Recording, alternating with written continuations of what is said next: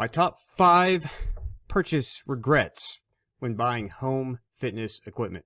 Hi, I'm Jonathan Pritchett with Theology, Geek Fitness, and in this video, I'm going to go over 5 pieces of home gym equipment that I just wish I hadn't have bought. This is not 5 things that I don't think you should like. This is not 5 things I think are garbage. It's not 5 things that no one should ever get or whatever. It's just 5 pieces of equipment that I personally regretted getting. So, number 5 is going to have to be the Clinch fitness resistance bands. Now, to say up front, these bands, I have said in previous videos, they are high quality. And their handles are high quality. But the first resistance band I used, and I still have to this day, was a Spry heavy band from Walmart that I got because it was one of the few items of home fitness equipment I could buy after the gyms closed. And I really liked using it, and it's held up till today. And when you get into the forums and stuff, asking a bunch of questions about resistance band training and all of that, you get all the recommendations. There's all these discussions about brands, discussions about the process of making the bands, whether they're layered, dip layered, molded, all of that stuff. But looking back on it now, having used just white label, resistance bands, from the very cheap ones to the Clinch bands, the Quantum bands. I know people recommend the Elite FTS bands, Sirius Steel band, all kinds of high-end, high-quality, more expensive bands. And whatever, after having used all of them, bands are bands. At the end of the day, resistance bands are bands. I have not once had a single resistance band snap on me. Now, I know that others have had them snap on them.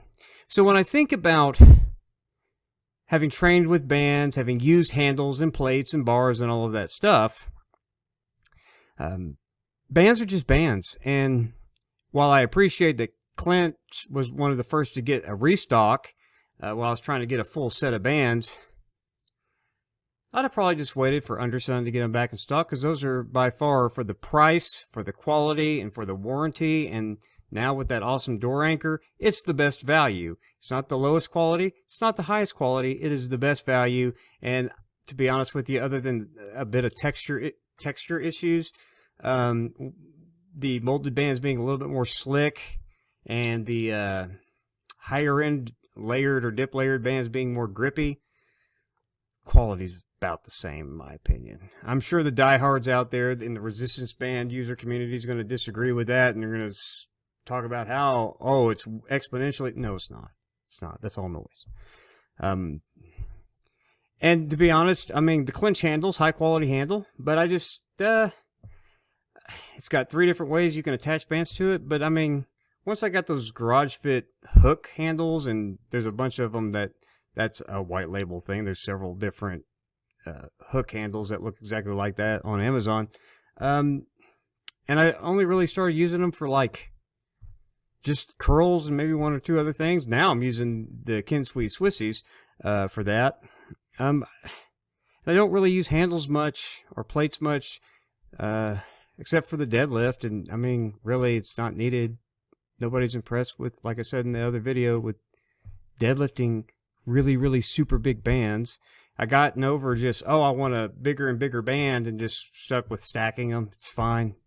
Trying to use the bands to mimic everything that you would use with weight machines and free weights and stuff is almost counterintuitive and counterproductive to the benefits of what the bands are. So really, I say go with Undersun. I wish I hadn't spent that much more money on a set of bands when the other ones are about as good. So that would be number 5. Number 4 would have to be the Power Tower. I did get a good deal on it secondhand, and I did sell it for more than I made when I got rid of it. But a Power Tower, it's big, takes up a lot of space, and it actually does less than what you could do with a good doorway pull-up bar. I like the cross grips from J-Flex, and then parallel bars. Even if you don't get the Liebert EQ bars, some of the other ones, I've got the Pro Source Fit ones that are a lot cheaper than like the XL bars from Liebert, just as good. and you can do a lot more. Not that you need a gazillion exercises, but you can do more with them with a separate EQ bars and a pull-up bar than you can with a power tower. The power tower is freestanding, so that's in a sense good, but now there's several freestanding pull-up bars out on the market these days, just in the last couple years. So, you know, power tower, it just took up a lot of space. It was just kind of there.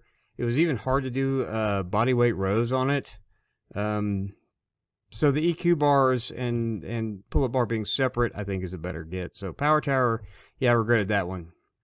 Number 3, my third biggest regret was getting all those resistance tubes. I've had the cheap ones that you find on Amazon. They're now down to like what, $15 for them or whatever, a cheap set, you know, with a 10, 20, 30, 40, and 50 pound, 150 pounds of resistance all together. Those little sets with the cheapy handles and stuff. I mean, those are absolute garbage, but I got the fitness gear set from 10 pounds all the way through to 100, and I had a bar and the handles and the ankle straps and all that. And what's surprising about those is they're pretty decent quality. If you get like those or the Body Elastics or I think the Go Fit or higher end quality, I've messed around with those at Academy Sports. If that's your thing, go for it. I hope you like it. I don't think that they're as good as resistance bands, the 41-inch loop bands, because you can't do as many exercises with them. You're always having to change out or make adjustments with the handles and the ankle straps, and if you want to use a bar, and you know, you've got 10 different things in your combinations that you're trying to put together for various exercises. It's just a lot more of a hassle, and you can't do as much. They're just not as far as, and again, I know you don't need a gazillion exercises, but there's no way to do really good hinge or deadlift type movements with resistance tubes as opposed to with the resistance bands. And that, plus the fact that you can use resistance bands to either assist you in pull-ups and dips and bodyweight exercises, or resist pull-ups and dips and other bodyweight and calisthenics exercises. You can use those bands to help you in your progressions for various calisthenics movements. So all around, they're just better and more versatile than the resistance tubes. So number 2 would have to be the Terra Glide, which I did a review on this channel recently. I like it as a product of high quality, kind of like the TerraCore, which I've never used, but the Terra Glide, you know, it's cool for what it is. It's got a lot of features. I still say it's way better than getting a Bosu ball because you can do more with it. But I just couldn't get into balance training. Not my thing. If it's your thing, if you love it, fantastic, go for it. Happy you're enjoying your balance training stuff. But the Terra Glide, I got it on a good deal on the Kickstarter because I was interested in the TerraCore, so I went with that. It seemed to have even more features with the wheels. But at the end of the day, I don't use it much. If I want to do crunches on an exercise ball, I'll grab that. I've had an exercise ball for a long time, but and crunches are pretty good on exercise balls or even the balance trainer, but I just couldn't get into it. Not my cup of tea. So I regret getting it, but that's not to say it's not a quality product, because like I said in the review, it's high quality. It's a good product. If this is your wheelhouse, go for it. I still would recommend it for those who like that sort of thing. Just I regret getting it because I don't really use it much, and am happy to ever part ways with it because it just sits over here right now. And so I regret getting it because I never cared for the Bosu thing, even at the gyms that had them. So I don't know why I got it, impulse buy, but I regret getting it. Still a quality product. But my number 1 fitness purchase regret has to be the Liebert Hit system. I'd already had the T2 ISO trainer. That is still my number 1 favorite single piece of home fitness equipment ever made. Love it. It's fantastic. This did a couple of things that you can do on the T2 ISO trainer, but not as good, and it can't do all the other things the T2 ISO trainer can do anyway. So the Liebert Hit, you know, it's kind of a quasi suspension trainer slash it's got the friction ring, so you can kind of have one side of your body pulling against the other, similar to the isokinetics with the T2 ISO trainer, but the friction unit doesn't actually add anything.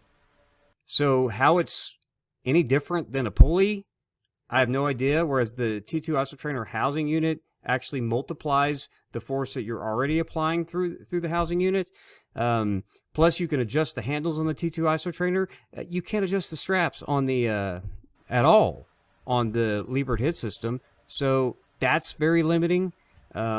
It's not as good in doing the body fight stuff, and that's kind of all it can do. So it's really mediocre. In my review of it, I cared so little for it that I didn't even bother to export the video when I saw that all of the B-roll from using the Liebert Hit came out all fuzzy. I was like, I don't even care enough. Because it's just, it's just, like I said, it's fine, but if you love it, have fun with it. I didn't care for it. I'm glad that I bought it on sale, but I wish I hadn't bought it at all, because it's just so mediocre. I don't like that you can't adjust the straps. I don't like it that it doesn't really do anything different than a pulley. If you're just using a pulley to do the similar movements when you're doing the body fight stuff. And I will say, the materials it's made with is high quality, but it's so limiting compared to a suspension trainer. It can't do that as well as a suspension trainer can, and it doesn't do the body fight stuff as well as the T2 ISO trainer. Plus, it does less than both, so why? But if you like it, great. But that is my #1 purchase regret. I've bought a lot of stuff over the past couple years, trying things in and out, but that Liebert Hit takes the cake. So there you go. Those are my top 5 biggest purchase regrets of home fitness equipment. If you agree with that, let me know in the comments. If you disagree with those things or anything that I said about any of those products, let me know in the comments, and we'll talk about it. If you liked the video, found it helpful, please click the like button. If you didn't like the video, click the dislike button. Don't care either way. And if you haven't subscribed to the channel, please do so. I very much appreciate it, even if you don't even like this channel. You subscribe to a lot of channels you don't watch anymore. Subscribe to this one. I'm trying to get to 1,000. It's the Christmas season, so spread some holiday love and cheer and give me a sub. And if you really love me or this channel, you can become a patron at patreon.com/theologygeekfitness. There you can find exercise videos. $1 gets you in the door, and I would do full workouts using the equipment that I like best that has been featured on this channel. And also you get to participate in my gear giveaways, and we did one back in September. We'll be doing one after the first of the year to get rid of some more stuff that I have laying around here that I'm not using. So you can get in on that. If you're a $10 tier and up, you can get in for just when we have it in January and then quit, and you can just grab something for $10 and then never be a patron again. It's up to you. Don't care either way. Anyway, I appreciate you watching this video. We'll see you in the next one. God bless.